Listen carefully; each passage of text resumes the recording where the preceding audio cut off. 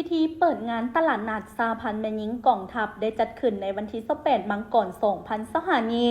โดยการเข้าร่วมของสหายพลปีไพวันจันทพรมมาหองหัวหน้ากลุ่มใหญ่กันเมืองกองทัพผู้ซี่นำองค์การจะตั้งมหาชนมีฐานนางลาวันสุทธิสารหองประธานศูนย์กลางสหพันธ์แม่หญิงลาวมีบรรดาครอบครัวกันน้ำขันสูงคณะผักคณะบัญชาบรรดากรมกองแขกถึกเซินพร้อมด้วยเอ่ยน้องสหพันธ์แม่หญิงกองทัพเข้าร่วม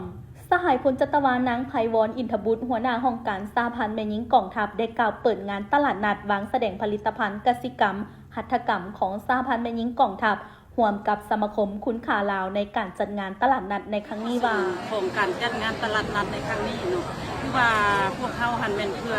สร้างกระบวนการ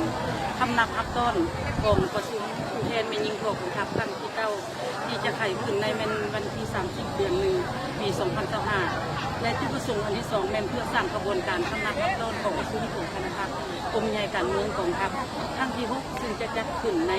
ระยะประมาณนี้เนาะและอีกอันนึงก็เป็นการสร้างกระบวนการเพื่อทำนับอัพต้นของประชุมของกลุ่มคณะทัพ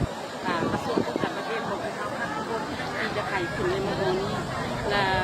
คือว่าอันนี้เป็นจุดประสงค์หลักที่พวกเขาจัดงานกิจกรรมตลาดนัดพร้อมนั้นสหายพลจัตวานางไพวรอินทบุตรก็ได้แสดงความสมเสยมายังคณะรับผิดชอบทุกภาคส่วนที่ได้เอาใจใส่ห่างหากาเกี่ยมเวียดงานด้านต่างๆให้แก่งานตลาดนัดบรรดาแผนกแขนงสหพันธ์แม่หญิงกรมกองกำลังหลวงและกำลังท้องถิ่นที่มีความรับผิดชอบสูงในการปลุกระดมสุกโยและกาเกี่ยมเอาผลิตภัณฑ์กสิกรรมหัตถกรรมสีไม้ลายมืออันประณีตเครื่องอุปโภคบริโภคของครอบครัวตัวแบบและผลผลิตของครอบครัวนายและพลทหารเพื่อมาวางแสดงการจัดงานตลาดนัดครั้งนี้เป็นการประกอบส่วนสร้างขบวนการคำนำหับต้นกองประชุมใหญ่ครั้งที่6ขององค์คณะพรรคกรมใหญ่การเมืองกองทัพกองประชุมผู้แทนสหพันธ์แม่หญิงทัวร์กองทัพครั้งที่9ที่จะจัดขึ้นในโมโมนีงานตลาดนัดครั้งนี้มีจำนวน31หัวหน่วยกรมกองเข้าร่วมวางแสดงสินค้ามี